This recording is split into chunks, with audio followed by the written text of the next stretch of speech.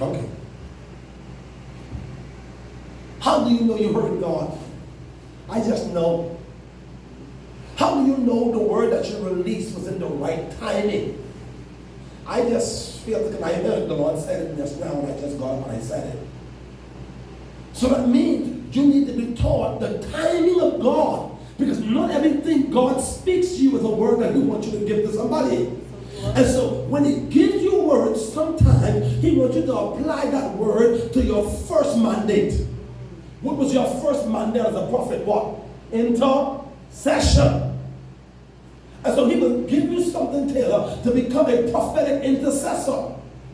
So you can pray on it. And there are times a prophet can pray and begin to pray your life right out without even talking to you direct.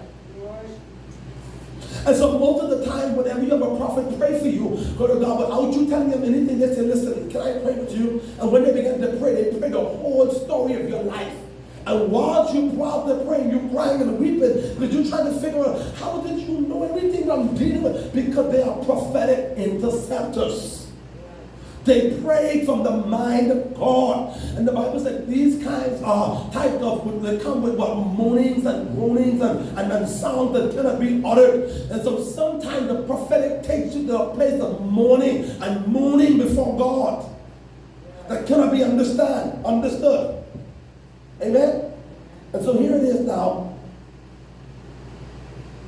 And so to possess this office of the prophet, you are required to have a sovereign calling, extensive training, and multiple encounters with the presence of God. When was the last time you had an encounter with the presence of God? A real true prophet always desired, and wow, this really speaks a lot. And I can receive this part here, Sandra, because my desire for solitude and to really be with God has increased so bad. It's increased so bad. And so there are times, sometimes through the night, I gotta just get up and just steal away and just come and lay before the altar before God. And sometimes I'm like, how come I can't sleep? How come everybody? And I'm telling you, some night I sit on the edge of the bed. Well, for the last 2 weeks, every night. Well, I mean, this has been happening for a while, but it got a bit worse. And then, brother God, I didn't have the one to disturb. And so, for I realized every night till this thing got worse, I would sit on the edge of that bed for hours and hours and hours, and I would just be moaning and just be crying out to the Lord, just constantly crying out. A real true prophet is always desiring an encounter with the presence of God. Listen, I'm talking about being in the presence where God is moving. He's talking, He's showing and revealing things. When was the last time you had that as a prophet? And so maybe where you are prophesying from is a shallow edge. And we are going to deal with the shallow edge as a prophet. Because there are different types of prophets. And there are different types and different dimensions of the prophetic. Amen? Amen. And so you have to have multiple encounters with God. Their credibility is established by their long proven track record of accurate prophecies. Your credibility is established by what? Long proven track record of accurate prophecy. Who can say you have been accurate every time you open your mouth? Who can say, a lot of times I speak things, but people just question it, like they don't understand, or people always come to say, she always have a word, but the word always off, or it ain't for them. Sometimes it's not that the word is off, you just released it in the wrong timing. And so it's very good to know the timing of God, so your word don't come off as if you are a false prophet. And the only way you're going to know how to operate and to know the release timing of the prophetic is for extensive time of. Let's go back. Put it back. I went over that about 1 million times just now.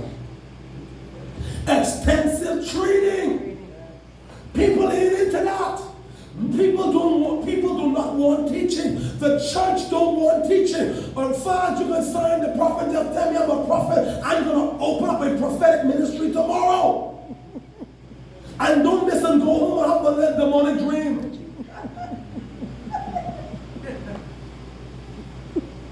And you get a prophetic word that you're a prophet today, and tomorrow you are greater than the prophet will give you the word. Are you with me here? So in the prophet, we need to go back. It was to possess these gifts.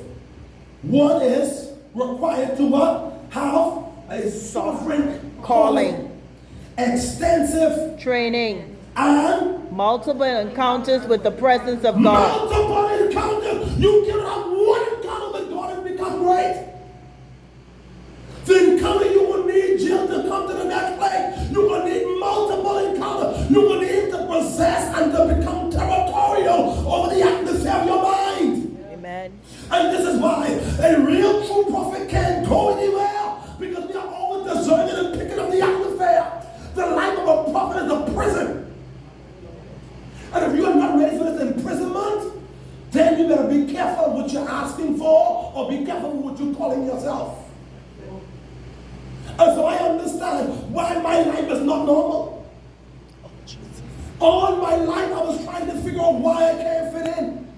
Why I can't just, everybody else can live a normal life, everybody else save, and they can preach and prophesy, and they can go and sit up in a movie, and they can go for dinner, and they can go for these different things, and the same as that my life is in a holding cell. And I'm not saying nothing is wrong with these things, but because of the type of calling, and because of the type of possession that God has on my life, He controls my moving, He controls my whereabouts, He controls my mood. And so sometimes I am not in good moods. Oh Lord. And so a prophet, the life of a prophet, you'll find out that their life is very moody. They can be very moody. One minute they're your friend, and then the next minute they prophesy to you. And if you got one of them in your life, you need to learn to understand them. You need to learn to understand them, because they can be your best friend and prophesy to you at the same time. And then you can become so common and familiar to the point where you take their prophetic utterance as if they're saying something to you that benefits them, and you miss God. So you have to know how to wear different hats with persons that you call friends that are prophetic. And this is why you'll notice prophetic people don't never have a bunch of friends. And I tried to figure out, I was telling my wife, I can't wait till my friends come over. She said, when they tell them come. For years, she said, I ain't seen these friends rich yet. The minute every time we travel, I say, but tell them tomorrow night I can be going up with my friends. So they come to pick me up about 8 o'clock. And I put my clothes on the night of 8 o'clock, 9, 10, 12. She wants to say, you ain't going there? I can night and back. The friends that can't reach. You know why? A real true prophet, listen to me, a prophet can keep friends. But a real true prophet, one that operates directly from the heart and the mind of God. Because God don't mix up with any and everything. And God don't go in and everywhere. So how you get found, how is it that you are found all over the place? Huh? My step, the Bible says, good man's step is ordered by the Lord. And so there's some time when you want to take me, I got to pray about it. Prophet, now you're being too spiritual. Now you can't. You should at least be able to be a little humorous at times and just be able to live life normal. No! I am not my own. And when you are not your own, you don't give consent. You have to ask permission from the one who owns you. And that's the problem. That's the prison cell right there. A real true prophet doesn't take on invitation without praying about it. I hear a preacher said, I'm a preacher, God called me to preach, so I don't have to ever ask him, is it okay to go and preach? Hats off to you, maybe that's the calling for you. But for me, I cannot operate that way. My step